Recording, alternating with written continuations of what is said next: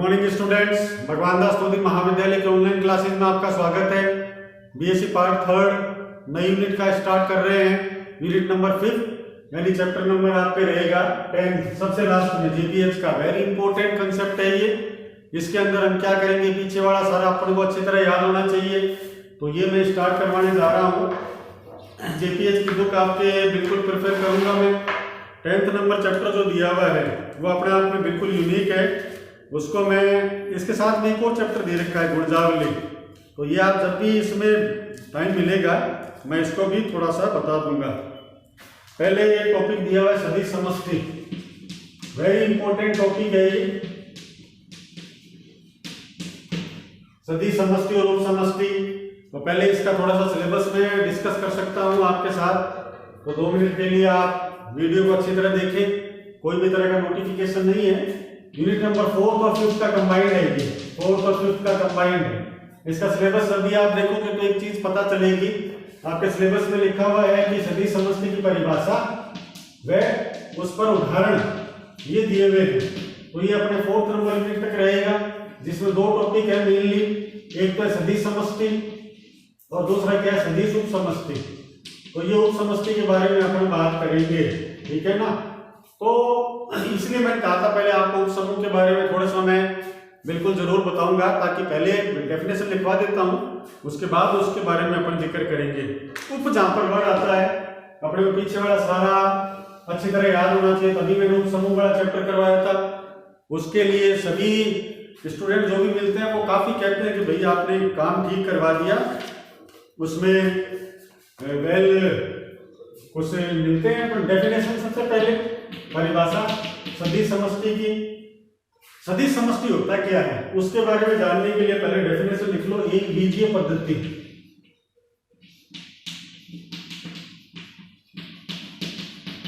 V plus field F dot पर एक निम्न प्रकार परिभाषित हो तो ये क्या कहलाता है, सदिश समष्टि कहलाता है। पहला नंबर तो क्या है, इसके अंदर V प्लस का आबेली समूह होना चाहिए। दूसरा नंबर क्या कहलाता है, अदिश गुणन बंटनता। अदिश गुणन में बंटनता। इसके लिए फॉर्मूलेशन है अल्फा 1 को डॉट करेंगे V1 प्लस V2 से। तो ये क्या मिलना चाहिए, अल्फा 1 प्लस V1 और प्लस का अल्फा डॉट V2, ठीक है। उसके बाद तीसरा है अदिश योग पर बंटनता। इसके अंदर क्या है, अल्फा 1 को अल्फा 2 में जोड़ने पर अगर मैं V1 से मल्टीप्लाई करूं तो alpha dot V1 plus alpha dot V2 आना चाहिए। क्लियर है। और तीसरा है अदिश गुणा में साचार्यता।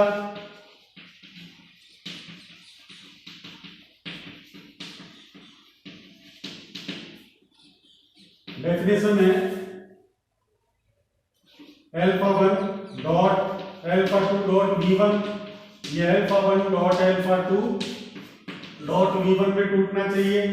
और 4th नंबर है अगर 1 डॉट V1 हो तो V1 के बराबर जहां पर 1 फील्ड का एलिमेंट है। तो पहले इसको अच्छी तरह समझ लो, ये क्या चीज लिखी हुई है, स्क्रीनशॉट ले लो। नई यूनिट का शुरुआत कर रहे हैं तो सभी काम अपने को बेहतर करना है। कम से कम ये यूनिट आप मेरे साथ ही कंबाइन चलते रहना। एक बीजीय पद्धति V प्लस फील्ड पर कहलाती है। तो पहले फील्ड का मतलब मालूम होना चाहिए, फील्ड होता क्या है। पहले फील्ड की परिभाषा है, फील्ड क्या होता है, क्षेत्र कहलाता है। ये क्या होता है, वलय का प्रकार है। तो कुछ पिछले वीडियो आप रिवाइज करोगे तो उसके अंदर मैंने वलय को अच्छी तरह से बताया था। हर प्रकार के क्वेश्चन है थ्योरम में, तो उन सब में जाकर आप बार बार देखोगे तो उसमें पता चलेगा कि क्षेत्र जो होता है वो एक वलय का प्रकार है। तो ये वेक्टर स्पेस में क्षेत्र का बड़े लेवल पर काम आ रहा है, तो ये भी एक वलय का प्रकार कहना गलत नहीं है। वलय का एक नया सब्स्टिट्यूट कह दो, या वलय को लिखने का एक तरीका, वलय को प्रकट करने का तरीका, ये भी बोल सकते हो। इसके डेफिनेशन में सबसे पहली बात क्या थी, वलय के अंदर यदि R प्लस डॉट निम्न प्रकार परिभाषित हो। पहला नंबर क्या था, R प्लस का आबेली समूह होना चाहिए, बिल्कुल सही बात है।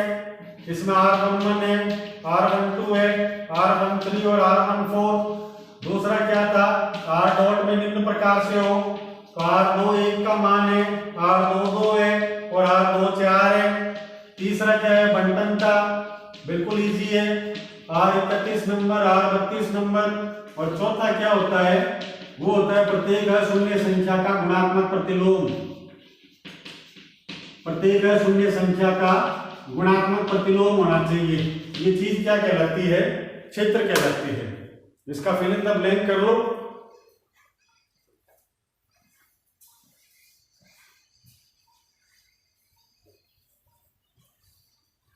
वीडियो से पहले जब भी मैंने कहा था कि ये बात मैं जरूर पूछूंगा, तो एक तरह का टेस्ट भी समझ लो आप। मैं इसका आंसर अभी बता रहा हूं, कोई ज्यादा नहीं, क्योंकि यहां पर मैंने छोड़ा है B प्लस का आबेली समूह है, अदिश गुणा में बंटन था, योग में बंटन था, ये रहा। ये दोनों लिखे हुए आपको पहले से पता होने चाहिए। वलय के प्रकार है क्षेत्र और पूर्णांक के प्रांत। अच्छा, एक बार रिकॉल करते हैं, वलय के कौन से प्रकार थे। पहला था क्रम विनिमय वलय, दूसरा था तत्समकी वलय, तीसरा था पूर्णांक के प्रांत, चौथा था क्षेत्र, पांचवा शून्य के भाजक रहित वलय, छठा शून्य के भाजक सहित वलय, पी वलय और बूलियन वलय। ये सभी प्रकार की वलय आपको टिप्स पर याद होनी चाहिए। पहला क्रम विनिमय वलय, यदि R प्लस डॉट में डॉट का क्रम विनिमय नियम विद्यमान हो तो वह क्या कहलाता है, क्रम विनिमय वलय कहलाता है। तत्समकी वलय का मतलब क्या है, अगर मान लो R प्लस डॉट में द्वितीय संक्रिया का क्रम तत्समक विद्यमान हो तो वो क्या कहलाएगा, तत्समकी वलय कहलाएगा। तीसरा क्या था, शून्य के भाजक रहित सहित। ये सभी आप चीज को बढ़िया तरीके से याद होना चाहिए। आबेली के अंदर क्या लिखोगे, आबेली के अंदर पहला a प्लस बी प्लस सी का मान किसके बराबर हो, a प्लस बी प्लस सी के, a प्लस सी का मान a के बराबर, a प्लस b का मान e के बराबर और a प्लस b का मान b प्लस a के बराबर। कोई प्रॉब्लम नहीं आनी चाहिए। उसके बाद 2 3 दे रखे हैं, डॉट के लिए वही रहेगा same, a dot b dot c का मान a dot b dot c, a dot e का मान a के बराबर और a डॉट b का मान b डॉट a के बराबर। R24 क्या होता है, क्रम विनिमय वलय गुणात्मक के लिए, तो ये आपने लिख दिया। बंटन का क्या है, a dot b plus c का मान a dot b plus a dot c है और a plus b dot c का मान a dot c plus b dot c। और गुणात्मक प्रतिलोम आप जानते ही हो, गुणा का कितना होता है, एक होता है अमूमन, लेकिन प्रत्येक शून्य संख्या का लिखा हुआ है। इसका मतलब क्या होना चाहिए, जैसे a लिखा हुआ है तो a का इनवर्स कितना होता है, a इनवर्स। तत्समक अवयव अपने को एक निकालना है, गुणा का तत्समक अवयव एक होता है तो अपने को गुणा करने पर एक आना चाहिए, ये मीनिंग होता है। तो इसका स्क्रीनशॉट ले और पुरानी किताब खोलकर फील्ड की परिभाषा से मैच कर लो। ये वलय के प्रकार के अंदर बहुत अच्छी तरीके से आपको बताया था। ये सब चीजें टिप्स पर होनी चाहिए क्योंकि यूनिट काफी मेहनत मांगेगी।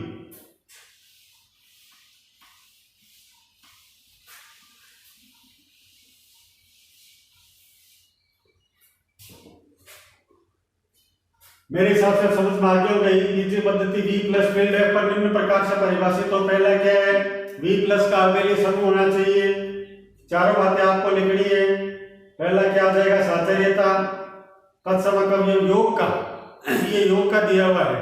V प्लस क्या है, योग में। तीसरा क्या होगा, प्रतिलोम, और चौथा क्या होगा, क्रम विनिमय। वो आगे जाकर क्या कहलाता है, आबेली कहलाता है। अदिश गुणन में बंटनता क्या है, alpha 1 dot v1 plus alpha 2 dot alpha 1 dot v1 आ जाएगा। ठीक है, वन कर लो, इसमें कोई ज्यादा वो प्रॉब्लम वाली बात नहीं है, वन कर लो इसे।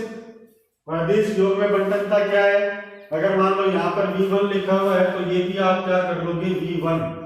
तो ये अल्फा 1 प्लस अल्फा 2 है तो ये अल्फा 1 को v1 से और अल्फा 2 को v1 से गुणा किया हुआ होना चाहिए।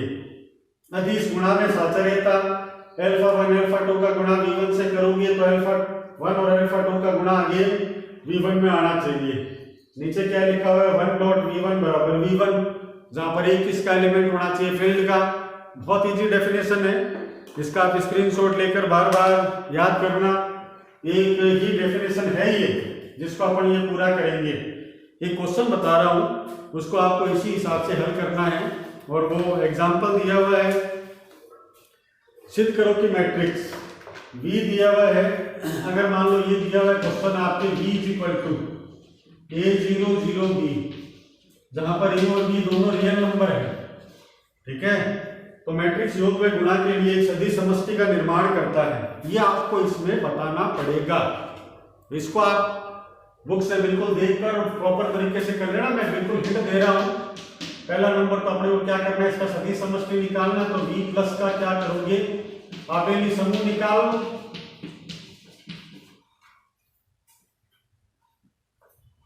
V+ के आबेली समूह प्लस दिया हुआ है तो सातर्य नियम, और आबेली तो हमेशा होगा ही। तो पहला नंबर किस प्रकार से निकालोगे, V1 + V2 का मान प्लस का V3 के बराबर है। V1 + V2 का मान V3 के बराबर है। तो ये नोट डाउन कर लो, दोनों को अलग अलग ब्रैकेट में आपने पुटअप कर दिया। अब फर्दर मोर क्या आएगा, V1 + V2 है तो ये वैल्यू क्या आ गई, A1 0 0 B1 plus A2 0 0 B2 plus A3 0 0 B3 is equal to A1 0 0 B1 plus A2 0 0 B2 plus A3 0 0 B3। ठीक है, आप चेक भी कर सकते हो, ये ब्रैकेट आपने इधर लगाया। दोनों LHS बराबर RHS निकाल लें। मैट्रिक्स योग में क्या करोगे, सीधा बता रहा हूं, ये तीनों जोड़ देंगे, जोड़ने के बाद सेपरेट कर देंगे। ये लाइन खींच देता हूं, तो इसमें क्या आ जाएगा, A1 + A2 + A3 0 B1 + B2 + B3। आगे भी ये करोगे, ठीक है ना। अब अपने को पता है कि इसमें ब्रैकेट इधर किसका है, तो मैं क्या करूंगा, यहां पर ये शिफ्ट करके और मैट्रिक्स को ब्रेक कर दूंगा। A1 0 0 B1 प्लस का A2 + A3 0 0 B2 + B3। अब ये सेपरेट होंगे, ये सातर्य नियम कहलाता है। बुक में आपके सीधा भी लिखा हुआ है, वैसे भी कर सकते हो, और इस प्रकार से आप हर एक को सेपरेटली दिखा भी सकते हो। तो ये इसका स्क्रीनशॉट ले लो, पहला सातर्यता नियम है ये।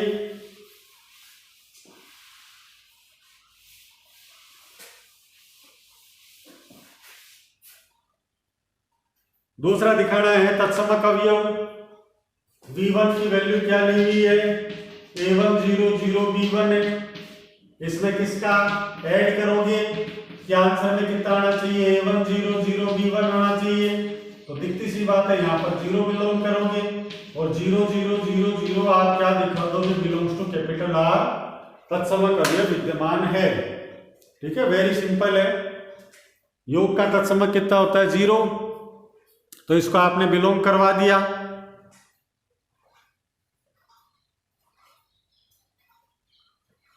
V1 में जोड़ने पर V1 ही मिलना चाहिए, V1 में ऐसा क्या जोड़े कि V1 मिल जाए, 0। तो ये योग का तत्समक अवयव विद्यमान है। V1 की वैल्यू ये ली हुई है, प्रतिलोम अवयव क्या हो जाएगा, इसमें मैं क्या करता हूं, यहाँ पर V1 हेडिंग लगा देता हूं, प्लस में क्या करूंगा, क्या आंसर में कितना मिलना चाहिए, 0 0। यहाँ पर दिखती सी बात है, माइनस का A1 ही करूंगा, और ये माइनस का B1 है। इनका आप ऐड करोगे तो ये व्याकलन होगा, सब्ट्रैक्शन होगा, माइनस होगा, घटेगा। घटने पर वैल्यू क्या आएगी, 0 0 आएगी। अगेन आप क्या देखो देंगे, A0 माइनस का B1 belongs to capital R। ये वास्तविक संख्याओं का समुच्चय है, रियल नंबर्स कहलाता है ये।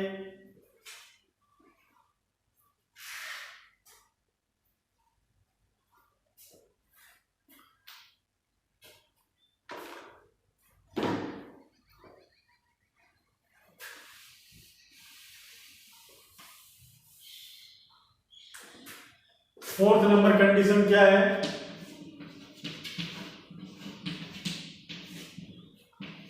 ये दोनों ऐड कर दो। ऐड करने पर रिवर्सिबल मिलना चाहिए। V1 + V2 का मान V2 + V1 के बराबर किस प्रकार दिखेगा, A1 + A2 है, 0 है, 0 है, B1 + B2 है, रिवर्स कर दिया, A2 + A1 0, V2 plus V1 separate कर दिया।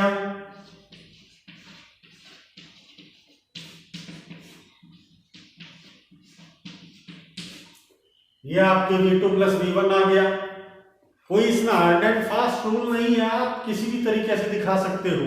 तो ये चारों चीज मिलकर क्या बनाती है, V प्लस का अबेली समूह बना दिया।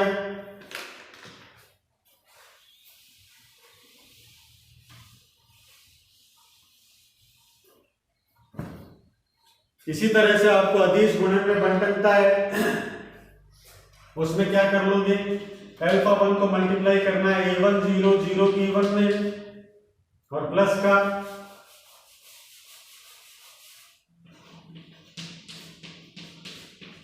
A2 0 0 B2 में योग करना है। ये ब्रैकेट लगा दिया। पता है कि अपने को अल्फा 1 को किससे गुणा करना पड़ेगा, V1 से गुणा करना पड़ेगा और अल्फा 2 को V2 से गुणा करना पड़ेगा। तो उसके लिए मैं सीक्वेंस में क्या करूंगा, अल्फा 1 लिख दिया, A1 plus A2 0 0 B1 plus B2 है। अल्फा 1 का मल्टीप्लाई किया, alpha 1 into A1 plus A2 0 0 alpha 1 into B1 plus B2 है।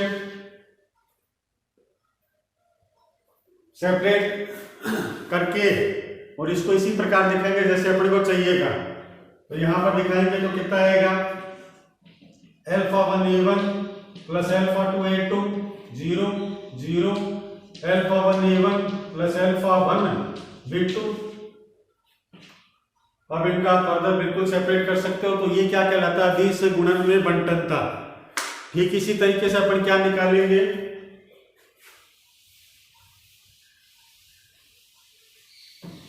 अगला पॉइंट जो दिया हुआ है वो दिया हुआ अदिश योग पर बंटनता, ये भी निकाल लोगे। अगला क्या दिया हुआ, अदिश गुणा में साहचर्यता, ये भी निकाल लोगे। लास्ट में 1 डॉट V1 बराबर V1 निकालना कोई बड़ी बात नहीं है, बिल्कुल आराम से निकाल कर इन सभी चीजों को आप कंबाइन करके क्या कहोगे, इस प्रकार से दिया हुआ V A0 0 B vector space यानी सदिश समष्टि को बिलोंग करता है। तो यहां पर आप इजी वे में इसको शो कर सकते हो। ये इसकी बेसिक डेफिनेशन है।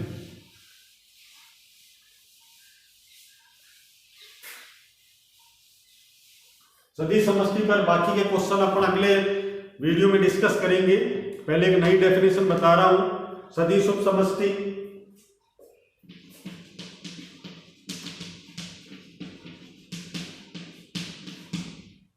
केवल परिभाषा बताकर इसको यहीं पर रोक दूंगा। इसके पहले 7 क्वेश्चन दिए हुए एग्जांपल, वो सभी क्वेश्चन आपको अच्छी तरह कंप्लीट करने। फर्स्ट ऑफ ऑल इसकी परिभाषा क्या आई थी कि यदि W is not equal to 5 और W सबसेट है V का, ये सबसेट वाली बात आपको अच्छी तरह समझ में आनी चाहिए। W सबसेट है V का तथा W V द्वारा प्रेरित सभी संक्रियाओं के लिए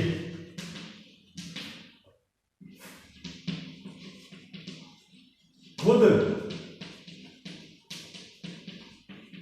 सदिश समष्टि हो तो W क्या कहलाता है, V की सदिश उप समष्टि कहलाता है। ठीक है, इसका स्क्रीनशॉट ले लो। तो दोनों तरह की परिभाषाएं आपको अच्छी तरह याद होनी चाहिए, सदिश समष्टि और सदिश उप समष्टि की।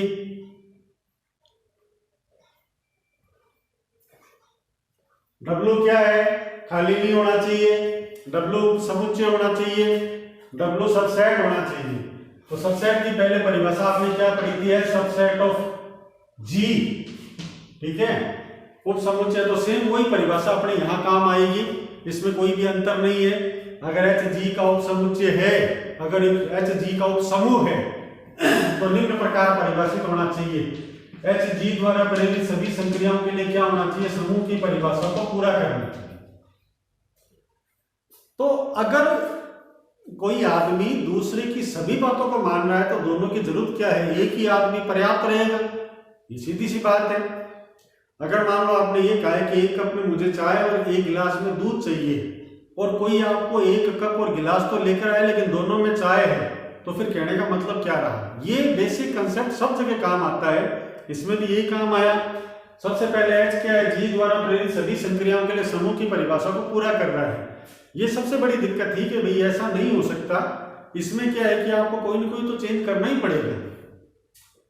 उसको करने के लिए अपन क्या करेंगे, इसमें कई तरह के सिद्धांत आए, आगे जो भी बेसिक फॉर्मूलाज है वो चेंज हुए, उन फॉर्मूलों को पहले समझना जरूरी है, उसके बाद ये सदिश उप समष्टि आपको समझ में आएगी। तो जब Hg द्वारा सभी संक्रियाओं को पूरा कर रहा है तो ये तो बात बैठी नहीं, तो इसके क्या है, कुछ फंडामेंटल रूल्स है। इसमें पहली डेफिनेशन यही है। दूसरे नंबर डेफिनेशन आई कि अगर E अगर H का है, B अगर H का है, तो इसका मतलब क्या हो जाएगा, AB inverse belongs to H होना चाहिए। बेसिक डेफिनेशन थी। यहाँ पर क्या था, समूह का मतलब क्या होता है कि साचर्य नियम हो गया, तत्समक अवयव हो गया, प्रतिलोम अवयव हो गया, तीनों को परिभाषित करना। वेक्टर स्पेस में थोड़ी देर पहले अपन ने पढ़ाई था कि यहाँ पर भी अपन यही काम करते हैं। पहला क्या था, V प्लस का आबेली समूह लिखा हुआ, इसका मतलब है कि इसमें भी साचर्य, तत्समक और प्रतिलोम होना मस्ट है। तो ये सभी काम आपके आने चाहिए बार बार। तो तीसरा नंबर परिभाषा क्या बनी, E अगर H का एलिमेंट है, B अगर H का एलिमेंट है, तो दोनों का मल्टीप्लाई B H का एलिमेंट अगर निकल जाए तो H क्या कहलाता है, G का सबसेट कहलाता है, G का उपसमूह कहलाता है, H is subset of G।